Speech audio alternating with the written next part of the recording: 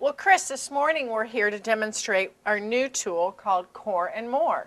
And we really think this is a fabulous tool, especially for food prep in the kitchen. What do you think? This tool, I have to tell you, Lisa, is remarkably versatile, as we're going to see in a little bit, because both of these ends are going to do some very different things in the kitchen, and really some jobs that I think you might not necessarily think of. So what do you say we start demoing this? I think that sounds great. Where would you like to start? Let's start with those strawberries. Okay. And one of the fastest things to do with this, with the coring end of this, is to take the hull off of the strawberry. That simple. It doesn't take too much of the hull off. Well, let's do one more. You just very simply sort of push the hull back a little bit and just sink it right in, right next to the hull, and out it comes that fast. And you can see how little you actually waste of the strawberry. You cut out very, very little of the flesh. So perfect for doing strawberries, all right? Great. Now let's take a look at the other end of this, the loop end, and it's going to do some really neat things. But first of all, it makes these fantastic melon balls, and we've all seen melon ballers before, but this particular tool is perfect because it makes beautifully shaped melon balls, and let me explain why. Because this is open on the end, you're able to take this and press it way inside of the melon before you start turning it.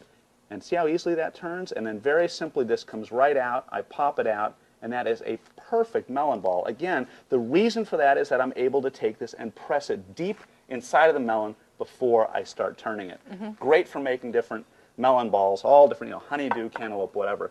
The other thing that this is fantastic for is creating these cucumber boats right here. And very simply, I can take this and scoop out the seeds just like this. Look at how effortlessly those seeds come right out of the cucumber, that fast. And by the way, you can serve food inside of here, or you could take this and you could slice this very, very thinly and use it for something like a cucumber salad. It's absolutely perfect.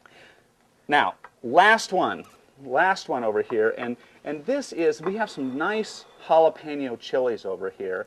And you've probably been wondering, have you been wondering why I have these gloves on? You know what? I have been. Because I usually don't do a lot of cooking with the gloves on. But the reason is because we're going to be dealing with these chilies. And just something to remember, any time that you're dealing with chilies, you want to put some gloves on because they can burn your hands the same way that they're going to burn the inside of your mouth if you were just to, sort of eat this jalapeno. And so very, very important that you do that. If you don't wear gloves, be absolutely sure that you really very well wash your hands after dealing with the chili because, if you touch your eyes or something afterwards, it's very, very painful. So I have the gloves on. That's good to know. Absolutely, and I'll tell you only make that mistake one time. I'm sure.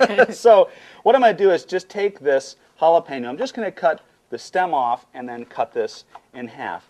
Now, something that a lot of people don't know about chilies is that we've all heard that the seeds are the hottest part of the chili.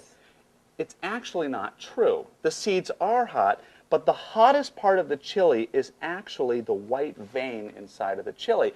And what people who are proficient in Mexican cuisine learned a long time ago is that you can control how hot you want a dish to be by simply pulling out the white vein and pulling out some of the seeds. And so look at how easy this is to do. We're going to take this and turn it over to the core end this time, and look at this. Just very simply, I can use those teeth to come right in here and scrape out the white vein and scrape out the seeds. And now what I've done is I have absolutely tamed the chili. It's not nearly as hot as it once was, and you're going to have all the flavor.